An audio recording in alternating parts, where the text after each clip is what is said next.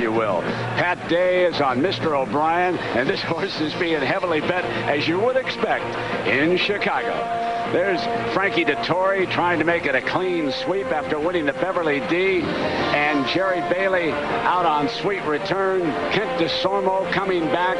Victor Espinoza. The list goes on and on. Renee Douglas, of course, he always leads the riders, it seems, here at Arlington. And Andres Starke, Brice Blanc. There's the tough one, Edgar Prado on Magistretti.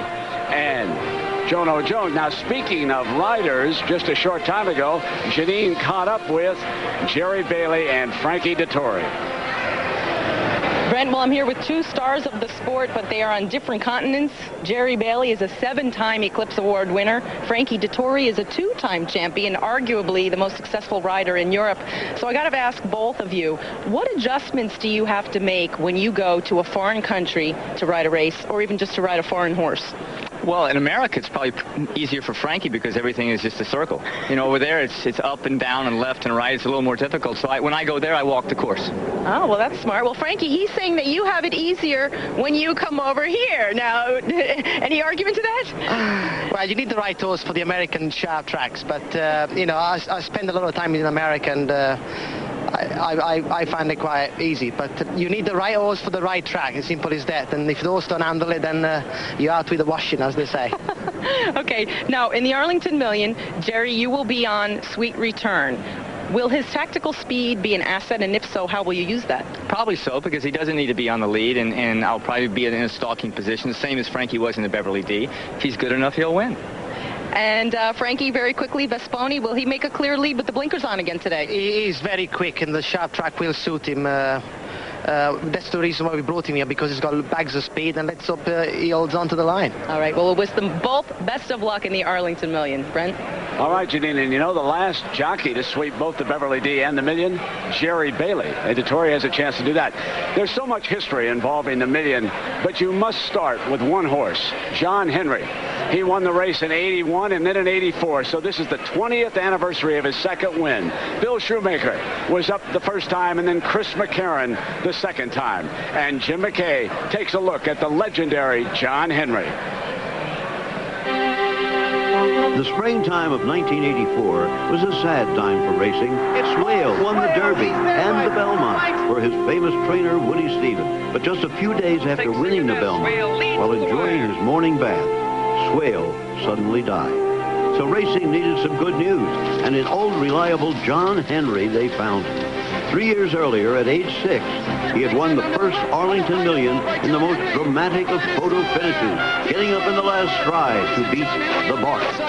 Now, in '84, at the age of 9, trainer Ron McAnally had him perfectly prepared for another big day in the Arlington Million once again. I was always confident every time we would run him. I knew that they had him to beat.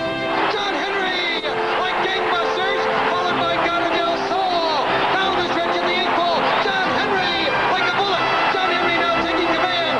Confidently handled by Chris McCarron, John Henry caught the filly Royal Heroine in the last quarter mile and drew away, winning his second million.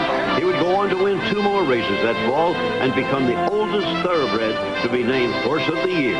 That accomplishment is still unmatched. It's virtually unheard of at the age of 9, having a horse win the Arlington Million and being voted Horse of the Year.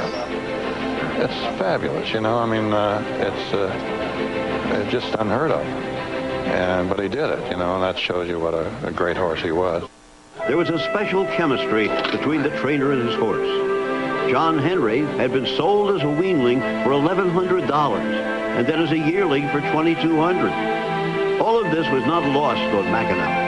He was sold and resold and sold again as if nobody wanted him, you know. And of course, my family and I just were raised in an orphanage, and we didn't have any other choice, you know, but that's the way it was. Sam Rubin paid $25,000 for John Henry in 1978. He retired as thoroughbred racing all-time leading money winner with more than $6.5 million in earnings. Today, at age 29, he still lives the good life at the Kentucky Horse Park in Lexington. For McAnally, returning to Arlington Racecourse is always special, as there's a commemorative statue behind the grandstand of John Henry beating the Bart in the first ever $1 million race for thoroughbreds. And you know, Randy, I can't believe that McAnally is back here with a thoroughbred named Sweet Return. And he's got a heck of a chance to win. Sweet Return finished third in his last race at Del Mar, a race called the Eddie Reed. Jerry Bailey flew out for the first time to ride him that day, and he finished third, and he was boxed in through the stretch run. When Bailey got off the horse, he looked at Ron McAnally and said, "This horse should have won. I want to ride him in the Arlington Million." And if you're a trainer and Jerry Bailey tells you that, it's got to make you feel pretty good. They are coming on the track for the Arlington Million. And we'll be back with the race on ABC in just a moment.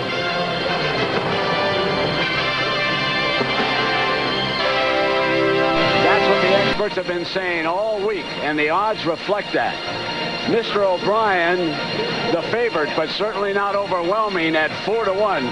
Folks, this is the kind of race you can make some money in if you can pick the winner, huh, Randy? Exactly. I mean, 9-2 second choice, 2 5-1 shots, Powerscourt, as well as the number 3 Sweet Return, the Ron McAnally trainee that we just discussed. Well, let's take a look at the field for this year's Arlington Million. Here's Mr. O'Brien, Randy. Ridden by Pat Day, who has won this race once in the past. A much improved turf horse, and the number 1 post is perfect for him, I think. Can Best Pony make it 2 for Frankie Dettori today? And as we heard, Best Pony should be on the front end. He opened up 6 lengths early in his last start, and that was in England. Here is Sweet Return for Ron McAnally. And Ron McAnally is confident in Sweet Return. He has won the Arlington Million 3 times, not just John Henry, but also tight spot. Kicken Kris is trained by an American hero, a true hero, Michael Matz. He saved some lives in a horrendous airplane crash back in the 80s.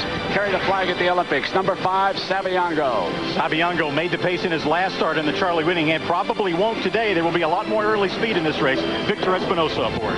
And number 6, Mystery Giver, Randy. Mystery Giver is the local, but that's not necessarily good in this race. Horses based in Arlington are 0 for 33 in the Million. Number 7, the German horse, Epalo. Epalo is very consistent. First or second in his last 11 starts, and that's why he's 9-2 in the betting right now. Number 8 is Senor Swinger, owned by the Lewises. Both Saviango and Senor Swinger, trained by Bob Baffert, best known for his dirt horses, but he's got a chance now to win the Million for the first time. VANGELIS, number 9. VANGELIS, trained by Bobby Frankel. He was 4th and 6th in his 2 races in the United States, but Frankel thinks that the blinkers on today for the first time might make a difference. And number 10 is Powerscourt. Powerscourt, owned by Mrs. John Magner, trained by Aidan O'Brien. Their Necklace ran well in the Beverly D, and Powerscourt has even better form than Necklace going into this race. Number 11, ridden by Hall of Famer Mike Smith, Hatif. Longest shot on the board at 40-1, and rightfully so. 6th in his only United States stakes race. Began his career in Brazil. Here's the tough rider, Edgar Prado on Magistretti, number 12. Oh, and Prado has been so hot this summer at Saratoga. Magistretti looking for a turnaround. He was disappointing in his last 3 starts in England. Number 13 is Mobile.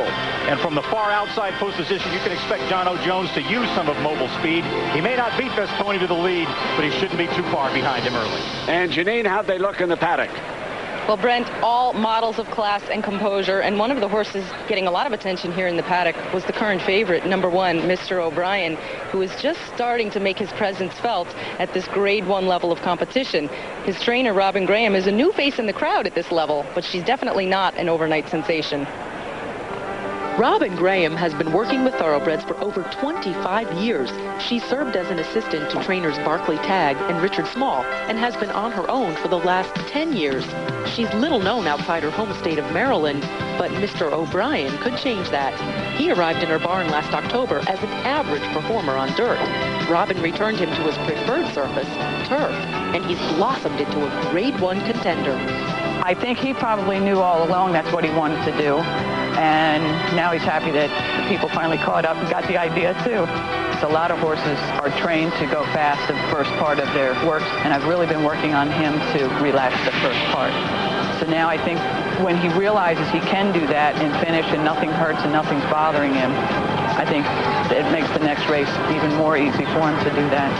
It's going to be Mr. O'Brien and Ramon to bring him home. In fact, Robin Robin has Mr. O'Brien so laid back, he's content to just be a spectator as well as a participant. But he definitely belongs here, and so does his trainer. I ran a horse in the cotillion a few years ago, and sitting on the bench before the race, I thought, this is so cool. This is a grade 2 race, and I'm here, and I actually belong here. And we finished second. That was such a neat feeling. And to be here and know I belong here is really great. Randy? She is an animal lover in general, Robin Graham, not just horses. At home in Maryland, she owns 3 cats, 2 dogs, 4 parrots, and a ferret, so she needs to win the million just to pay for pet food. Yes, and vet bills. Hey, we got to check in with Hank and Jay, see what they think about the million. Let's go back to Saratoga. We're a couple of animal lovers here as well, but more importantly, Hank, we're a couple of people who like to win pick 4s. Regretfully, Hank is not alive. He won the first leg, missed the next 2, but there are a number of people who are still alive in the pick 4 in the most wide open race. So let's take a look at the pick 4 will pays for this wide open Arlington Million field. And you can see that there are some big numbers here. If you can get all 4 home, that's what it'll pay for a $2 wager if you have the first 3 winners plus the ones who we're showing now. Let's take a look now at the second half of the field, and there's a monstrous payoff there on Hatif of $39,000. Powerscourt, the smallest payoff at $1,900. More than $1.2 million was bet in this pick 4. Hank, one of the nice things about racing is that every half hour, even if you're out, you can go back in. So what do you like? I like Powerscourt. Notice that he's the favorite in the pick 4 betting. There's a lot of speed among these foreign horses, but this one has tactical speed. Just won a grade 1 in Ireland. And I like Kicken Kris for second. Remember, he beat the winner of the Sword Dancer back at Belmont. I'm going to go with Mr. O'Brien. I'm really surprised he's the favorite in this race right now, but I like where he's drawn and I like his consistency. So Mr. O'Brien will be my selection. Let's take it back now to Arlington Park and the Arlington Million. All right, Jay, thank you very much. So when we come back, we'll go to the post for the Arlington Million. The final race today on Super Saturday here on ABC. After this message and a word from our ABC station. They've traveled thousands of miles to Chicago. Best pony with the world-renowned Frankie Dettori aboard. The long shot, Magistretti. Powerscourt is one of the serious challengers, while Epalo is highly regarded for his German connections. The American hopes are carried by Mr. O'Brien, the speedster Sabiango. Or will it be Sweet Return, giving Ron McAnally his 4th million win? Jerry Bailey is in the iron. The Arlington Million is just moments away. And we are back at this beautiful facility northwest of Chicago. The weather today has been gorgeous. The crowd in excess of 30,000, largest crowd of the year here at Arlington. With Randy Moss and Janine Edwards, I'm Brent Musburger, and Epalo has suddenly become the favorite in this race at 4-1. So the German backers, and of course they've traced that horse all the way to Singapore where he won a grade 1. Back here they're really pounding it in. They are, and they have to be impressed like we are with his consistency. I mean, 11 straight races, either first or second, and he's a big, stout, beautiful 5-year-old, as you can see right there to look at. His jockey's Andras Starka, who's one of the leading jockeys in Germany. When he went to Singapore, he won that race by 5 lengths. That was his only real trip, you know, involving going over an ocean, and certainly this horse has the speed also to be a part of this. Expect him to be sitting right behind Vesponi early. He can either take the lead or sit off the pace. He's versatile. He's got it all. I think he's got a great chance, and that's who I'm picking to win. And Janine is with a guy who likes to whisper to horses. Janine? That's right. Monty Roberts is also known as the horse whisperer. What you might not know is that he's also a racehorse owner. Monty, your whole approach to horses revolves around gentleness, calmness. But how do you stay calm when your horse is getting ready to run in $1 million race? It's his race, not mine. I'm as calm as can be, and I just want him to run big and love it. You're the man who listens to horses. What did he tell you this morning? That he was ready to go, and he's loving his work. All right. Well, we'll wish you best of luck. Thank you. Brent? All right, Janine. Thank you very much. As the horses are now approaching our Guinness starting gate. And Sabiango now 14-1. And Randy, let me ask you this. What kind of a race will unfold here? Who's going to set the pace? Is there early speed? What's the target? We should have a completely different kind of race than we saw in the Beverly D. The Beverly D was a paceless race. It was a galloping contest. In here, there is a lot of speed, and unusually, most of it is going to come from the Europeans. Normally, they come from off the pace, but Best Pony from post 2 has speed. Apollo from post 7 has speed. Powerscourt, the horse is getting a lot of play as well at 9-2. Ridden by Jamie Spencer, trained by Aidan O'Brien, also has speed, and Mobile on the outside. But Best Pony, I think, should set the pace from post number 2 and try to take these from wire to wire. Same distance as the Kentucky Derby, 1.25 miles, but it's on the turf. They are at the Guinness starting gate, and so right now, let's send you up above to John G. Dooley. Brent, thank you very much. A warm welcome to our ABC Sports audience on hand here today in Chicago. Sunny skies, as you mentioned. Glorious day here. Crowd over $30,000 for our grade 1s. Moving into line, Vangelis just went in. Right now, 4-1 on that German-bred Epalo, hoping to follow in the footsteps of Silvano. Andreas Starkey partners Epalo. Here's Powerscourt and jockey Jamie Spencer. Right now at 9-2, and Powerscourt went in fine. 1 mile, 1/4 start here at Arlington Park at the top of the home stretch. A long run then for all 13 to the clubhouse turn. Sabiango in the Monty Roberts colors went in well. Kicken Kris last year won the Secretariat Stakes here at Arlington Park. 2 or 3 more. 9-1 today for Kicken Kris.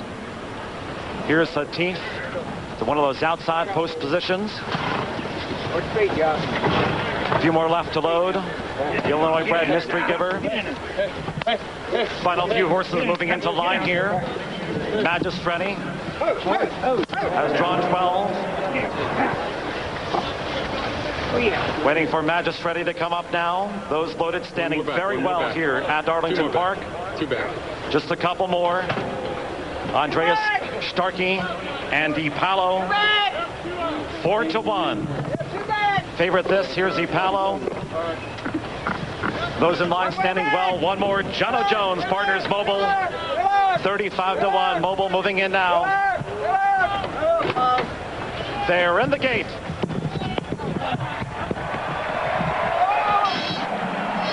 And they're off in Arlington Million 22. Andy Palo breaks right on cue. And Sabiango is also striding up and after this lead. And toward the rail, here's Best Pony in the Godolphin blue. And Sweet Return is up and on the scallop, running a close 4th. Kicken Kris is 5th.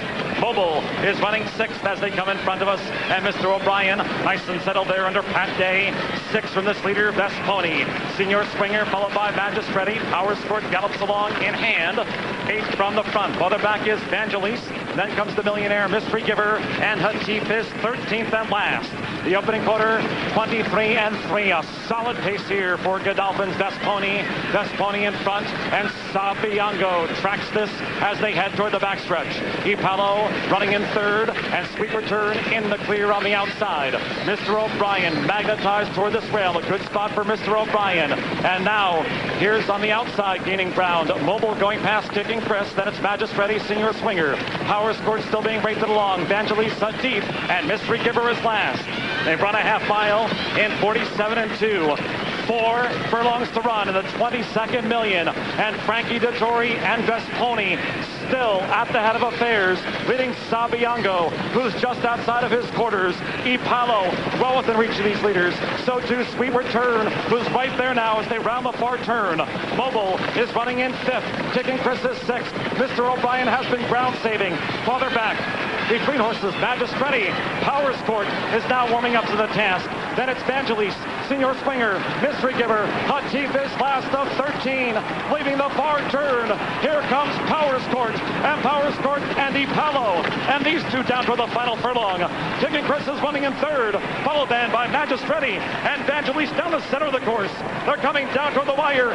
Jamie Spencer and Powerscourt has won the Million by 2. Kicken Kris 2nd, Magistrati finished 3rd, and Epalo was 4th. The time was 2 minutes flat on this firm turf here at Arlington Park. Back to you. So Powerscourt coming in with great connections. The Magna family, of course. John is the majority owner of Manchester United, trained by the great Aidan O'Brien, and Powerscourt clearly the best in that stretch, Randy. And I think this is further illustration after we saw in the Beverly D of sort of what we already knew and what we learn every year in the Breeders' Cup seemingly, and that is that the European turf horses are just simply a cut above the American turf horses. That's the name of their game, running on grass. Over here in the United States, the focus is on dirt. But what we've got here is a horse in Powerscourt who is probably, definitely not among the top 5 mile-and-a-quarter horses in Europe. If he's in the top 10, it's just barely.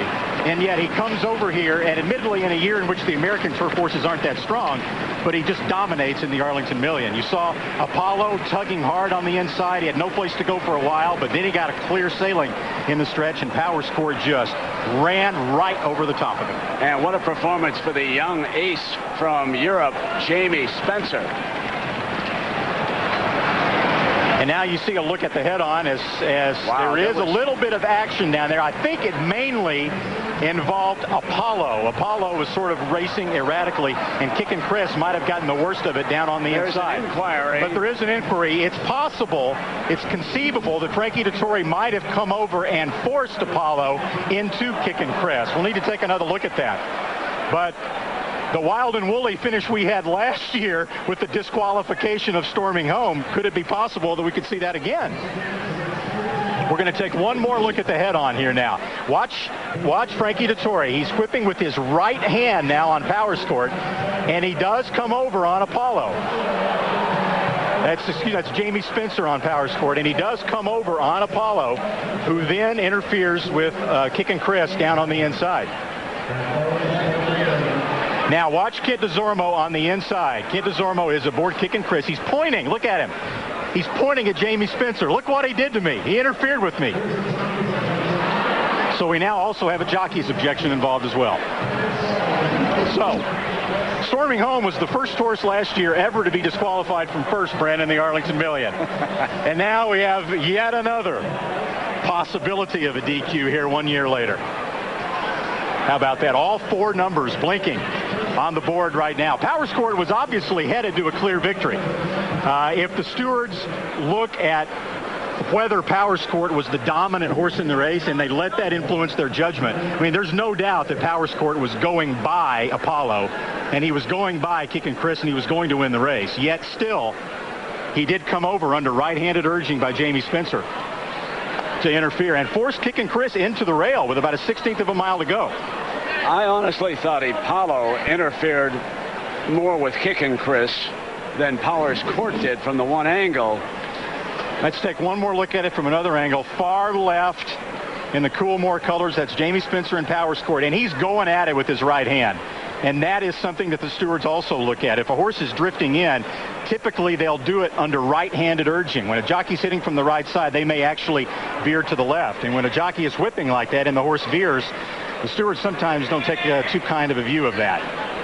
And you can see there, it definitely bothered Apollo, and it definitely bothered Kicken Kris on the inside as sort of the third in that chain reaction. But Powerscourt already beaten Apollo. He had already gone by Apollo, and he was going to go by Kicken Kris. But boy, was Kent Desormeaux hot. He's got a little bit of a temper anyway, but he was standing in the irons, really pointing. And there you see Jamie Spencer. It's been a hard luck year, all in all, for Coolmore and trainer Aidan O'Brien.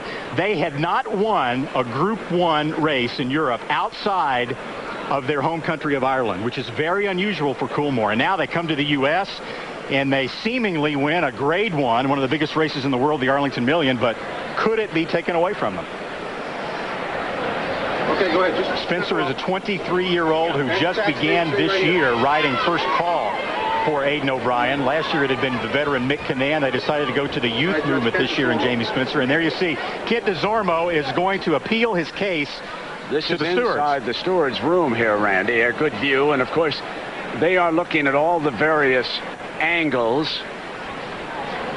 and trying to make a judgment whether or not it was Powerscourt or Epalo that came down. There is no question that Kent Desormeaux on Kicken Kris was interfered with. I think that is rather obvious, trying to slip through on the inside. The question is, who caused the interference? Was it Epalo, or did Powerscourt force Epalo down? It's a tough call for the stewards. They are definitely in the hot seat. Last year with Storming Home, it was pretty obvious because it was very clear that he interfered with Paolini, he interfered with Kayatur in the shadow of the wire. This one is more of a judgment call. Let's listen.